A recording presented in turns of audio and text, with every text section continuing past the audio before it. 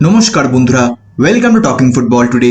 আর নিয়ে চলে এসেছি আজকের ডেলি আপডেটের ভিডিও শুধুমাত্র তোমাদের জন্য। তো ভিডিওটা ভালো লাগলে লাইক এবং শেয়ার অবশ্যই করে দিও, এবং তোমরা যারা এখনো এই চ্যানেলটাকে সাবস্ক্রাইব করোনি, কিসের ওয়েট করছো, অবশ্যই সাবস্ক্রাইব করে নিও এরকম ডেইলি ইন্ডিয়ান ফুটবল আপডেট পাওয়ার জন্য।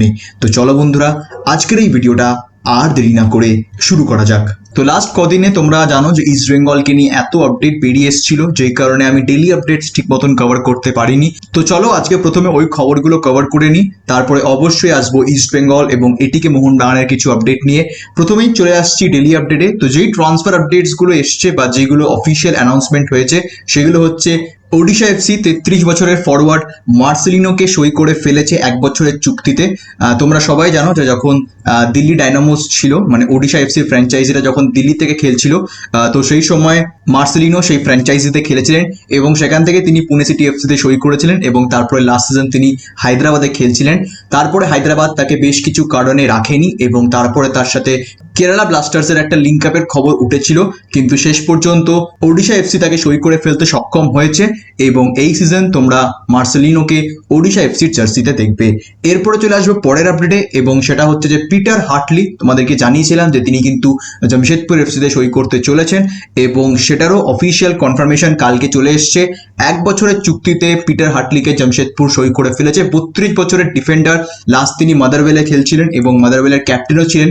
তো সেই ক্ষেত্রে প্রচন্ড অভিজ্ঞ ডিফেন্ডার এবং ওয়েন কোয়েলের one of the favourite player বলতে পারো, এবং সেই কারণেই জামশেদপুর তাকে সই করেছে। এবং পিটার হার্টলিও একটা ইন্টারভিউ দিয়েছেন যে যেই মুহূর্তে তিনি জানতে পেরেছেন যে ওয়েন কোয়েল তার কোচ হতে পারে, তিনি আর কোনো দোনামোনার মধ্যেই যাননি, তিনি একবারেই জামশেদপুরের অফারকে অ্যাকসেপ্ট করে নিয়েছেন। তো সেক্ষেত্রে আরও এক ভালো ডিফেন্ডার আইএসএল এ আসতে চলেছে এবং দেখা যাক এই প্লেয়ারটি তিরির প্রপার রিপ্লেসমেন্ট হতে পারে কিনা। তার জায়গাতেই কিন্তু জামশেদপুর তাকে সই করেছে। তো এটা গেল আজকের প্রথম দুটো আপডেট যেগুলো অফিসিয়ালি অ্যানাউন্স হয়েছে লাস্ট কদিনে। এরপরে চলে আসবো ট্রান্সফার রিউমার, এবং একটাই ট্রান্সফার রিউমার এই মুহূর্তে বেরিয়েছে এবং সেটা হচ্ছে চেন্নাইন এফসি 32 বছরের রোমানিয়ান স্ট্রাইকার রাউল রুজেস্কু, তার সাথে কিন্তু একতরফা কথা বলেছে, মানে প্রাথমিক স্তরে তার সাথে কিন্তু নেগোসিয়েশন চেন্নাইন এফসি শুরু করেছে। তোমাদেরকে বলে দিই যে এই প্লেয়ারটি লাস্ট টার্কিশ লিগে খেলছিল এবং সেখানে গিরেনসুনস্পোর বলে একটি ক্লাবে তিনি খেলছিলেন এবং তারপরে তার কন্ট্রাক্ট এক্সপায়ার করে যাওয়াতে তিনি এই মুহূর্তে একজন ফ্রি এজেন্ট।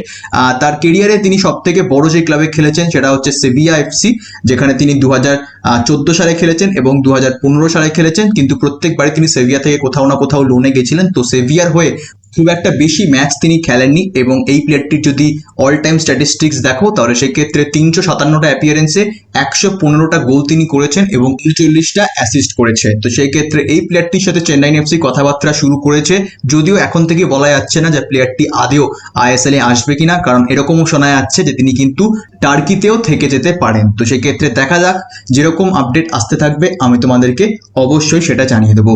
এরপরে চলে আসবো এটিকে মোহনবাগানের একটি খবর নিয়ে, এবং যেই প্লেয়ারটির সম্পর্কে তোমরা জানতে চাইছো তিনি হচ্ছেন তিরি। তো সেক্ষেত্রে তোমাদের বলে দিই যে খুব সম্ভবত এই সপ্তাহের মধ্যে তিরির অফিসিয়াল অ্যানাউন্সমেন্ট হবে বলে খবর। রিসেন্টলি তিরিও একটা ইনস্টাগ্রাম পোস্ট করেছিলেন, যেখানে মোটামুটি ওখান থেকে একটা আন্দাজ আমরা পেয়েছিলাম যে খুব শীঘ্রই তার অফিসিয়াল অ্যানাউন্সমেন্ট আমরা পেতে চলেছি, এবং কিছু সোর্সেস থেকে আমি এরকমও খবর পাচ্ছি যে তিরি যে অফিসিয়াল চুক্তিপত্র হয় সেখানে কিন্তু সই করে ফেলেছেন 1 বছরের চুক্তিতে। তো এরকমই খবর আপাতত পাওয়া গেছে তিরিকে নিয়ে। তো আমাদেরকে তাকিয়ে থাকতে হবে এই সপ্তাহের দিকে, এবং আশা করছি যে এই সপ্তাহের মধ্যে তিরির অফিসিয়াল অ্যানাউন্সমেন্ট তোমরা পেয়ে যাবে। তো সেই ক্ষেত্রে অবভিয়াসলি তোমরা তোমাদের মতামত অবশ্যই কমেন্ট সেকশনে জানিও। এরপরে চলে আসবো ইস্ট বেঙ্গলের সম্পর্কে কিছু কথা বলতে, এবং ইনফ্যাক্ট এটা সকাল থেকে অনেকেই হয়তো জেনে গেছো যে ইস্ট বেঙ্গলের নতুন ইনভেস্টর শ্রী সিমেন্ট তারা একটা নতুন কোম্পানি গঠন করে ফেলেছেন, শ্রী সিমেন্ট ফাউন্ডেশন, এবং সেটা মিনিস্ট্রি অফ কর্পোরেট অ্যাফেয়ার্সে রেজিস্টার্ডও হয়ে গেছে এবং সেখানে অলরেডি দুজন ডিরেক্টর অ্যাপয়েন্ট করা হয়েছে। একজন হচ্ছেন সঞ্জীব মেহতা আর একজন হচ্ছেন প্রকাশ নারায়ণ ছঙ্গানি।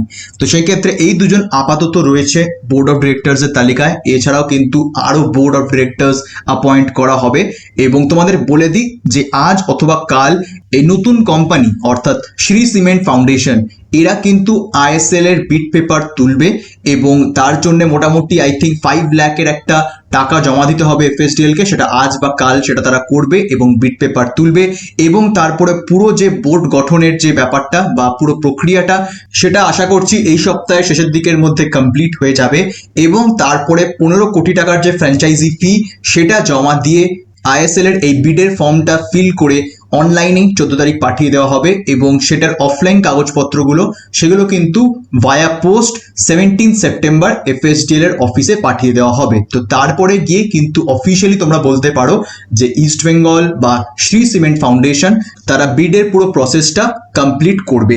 তারপরে সেই বিডের কাগজপত্র এফএসডিএল ভেরিফাই করবে, তারপর তাদের নানান রকম যা প্রসেস রয়েছে সেগুলো কমপ্লিট করে অফিসিয়ালি ইস্ট বেঙ্গলের আইএসএল এর এন্ট্রির ঘোষণা করা হবে। এবার সেটা কতদিন লাগবে সেটা এই মুহূর্তে দাঁড়িয়ে বলা যাচ্ছে না, কারণ সেটা সম্পূর্ণ ডিপেন্ড করবে এফএসডিএল কতদিন লাগাবে এই পুরো কাগজপত্রগুলো ভেরিফাই করতে, তাদের উপর ডিপেন্ড করবে।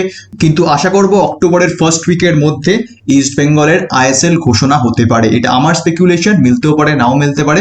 আমি জাস্ট একটা টেন্টেটিভ টাইম পিরিয়ড বললাম, বাকিটা পুরোটাই ডিপেন্ড করবে এফএসডিএল এর ওপর। এবার এটাও তোমাদেরকে বলে দিই যে দল বদলের যে খবরগুলো বা যে প্লেয়ারদের সিভি এই মুহূর্তে জমা পড়েছে, ফরেনার ইন্ডিয়ান প্লেয়ার্সদেরকে যারা মানে এই মুহূর্তে যে ইন্ডিয়ান প্লেয়ার্সদের ইস্ট বেঙ্গল টার্গেট করছে, এদেরকে অফার কিন্তু পাঠানো হবে 14 সেপ্টেম্বরের পরে, অর্থাৎ আইএসএল এর বিড পেপার সাবমিট হওয়ার পর, পুরো বোর্ড গঠন হওয়ার পর, তারপরে কিন্তু পুরো বোর্ড অফ ডিরেক্টরসরা একটা ডিসকাশনে বসবে এবং যেই সিভিগুলো জমা পড়েছে সেই সিভিগুলোর থেকে অবভিয়াসলি কিছু নাম শর্টলিস্ট করা হয়েছে এবং সেগুলো অলরেডি তোমাদেরকে আমি জানিয়ে দিয়েছি। তো এই কিছু নাম এবং ইন্ডিয়ান প্লেয়ার্স যাদের নাম তোমরা বারবার শুনতে পাচ্ছ, সন্দেশ সিংহান, আনাস এদা থোডিকা, জে জে, দেবজিৎ মজুমদার, এদের প্রত্যেককেই কিন্তু মানে এখনো কোনো রকম অফার পাঠানো হয়নি। আনঅফিশিয়ালি তাদেরকে জানানো হয়েছে যে ইস্ট বেঙ্গলের তরফ থেকে অফার করা হবে এবং কি অফার করা হবে সেটাও জানানো হয়েছে, কিন্তু অফিসিয়াল যে প্রস্তাবটা সেটা কিন্তু এখনো কোনো প্লেয়ারকে ক্লাব করেনি। সেটা আফটার 14 সেপ্টেম্বর ক্লাব এই পুরো প্রক্রিয়াটা শুরু করবে। বোর্ড অফ ডিরেক্টরসের যে মিটিংটা হবে সেখানে ডিসাইড করা হবে যে ক্লাব কোন কোন প্লেয়ারের ওপর টার্গেট করবে, সেটা ইন্ডিয়ান প্লেয়ার্স হোক ফরেন প্লেয়ার্স হোক, সব কিছুই কিন্তু এই বোর্ড মিটিংয়ে ডিসাইড করা হবে। কিন্তু যেখানে একটা অ্যাডভান্টেজ রয়েছে ইস্ট বেঙ্গলের কাছে, ইস্ট বেঙ্গলকে কোনো প্লেয়ার খুঁজতে যেতে হবে না, কারণ ইস্ট বেঙ্গল খুব সম্ভবত তাদের কাছে যে সিভিগুলো জমা পড়েছে সেই সিভিগুলোর থেকেই কিন্তু প্লেয়ার বাছাই করা হতে পারে, যেহেতু সময়টা এই মুহূর্তে ইস্ট বেঙ্গলের কাছে অনেকটাই কম দল গঠন করার দিক দিয়ে। এবং হেড কোচ অ্যাপয়েন্টমেন্ট সেটাও কিন্তু এই বোর্ড মিটিংয়ে ডিসাইড করা হবে। 20টা মতন সিভি জমা পড়েছে, সেই 20টা সিভির মধ্যেই আশা করছি কোনো কোচকে ইস্ট বেঙ্গল ক্লাব অ্যাপয়েন্ট করবে after discussing with the different members of board. কিন্তু যেটা বললাম যে এখন আপাতত শর্ট লিস্ট করা হচ্ছে প্লেয়ারদের, ফরেনার এবং ইন্ডিয়ান প্লেয়ার্সদের, এবং যেই নামগুলো আমি তোমাদেরকে বলেছি সেগুলো is just a few names in the short list. Short লিস্টে কিন্তু আরও নাম রয়েছে, তো যেই নামগুলো আমরা পেয়েছি সেগুলোই তোমাদেরকে জানিয়েছি। আরও কিন্তু নাম রয়েছে যেগুলো এখনো আমরা পাইনি। তো সেই ক্ষেত্রে সেই শর্ট লিস্টটা কিন্তু ইস্ট বেঙ্গল ক্লাব তৈরি করছে এবং সেটা বোর্ডের সামনে রাখা হবে এবং তারপর সেখান থেকে প্লেয়ার্স এবং কোচ বাছাই করা হবে এবং তারপরে অফিসিয়ালি ক্লাবের তরফ থেকে এই প্লেয়ারগুলোকে প্রস্তাব পাঠানো হবে। তো এই হচ্ছে পুরো ব্যাপার ইস্ট বেঙ্গলকে নিয়ে। আশা করব তোমাদের ব্যাপারটা ক্লিয়ার হয়েছে। অনেকেই মনে করছো যে আমরা বলছি যে এই প্লেয়ারদের সাথে অলরেডি কথাবার্তা শুরু হয়ে গেছে বা এই প্লেয়ারদেরকে অলরেডি প্রস্তাব পাঠিয়ে দেওয়া হয়েছে, এরকম কিন্তু নয়। আনঅফিসিয়ালি তাদেরকে জানানো হয়েছে, অফিসিয়ালি কিন্তু এখনো ক্লাবের তরফ থেকে কোনো রকম প্রস্তাব কোনো প্লেয়ারকেই পাঠানো হয়নি, সেটা আফটার 14 সেপ্টেম্বর পাঠানো হবে। তো সেক্ষেত্রে এই গেল আজকে ইস্ট বেঙ্গলকে নিয়ে আপডেট। মোটামুটি ডেইলি আপডেট এইগুলোই ছিল আপাতত তোমাদেরকে জানানোর জন্য। যদি ভিডিওটা ভালো লাগে তাহলে লাইক এবং শেয়ার অবশ্যই করে দিও। আজকের ভিডিওটা আমি এখানেই শেষ করব। যারা এখনো চ্যানেলটাকে সাবস্ক্রাইব করোনি, কিসের ওয়েট করছো, অবশ্যই সাবস্ক্রাইব করে নিও এরকম ডেইলি ইন্ডিয়ান ফুটবল আপডেট পাওয়ার জন্য। এবং দেখা হবে তোমাদের সাথে পরের ভিডিওতে। আর এই ভিডিওটা দেখার জন্য তোমাদের সবাইকে জানাবো ধন্যবাদ।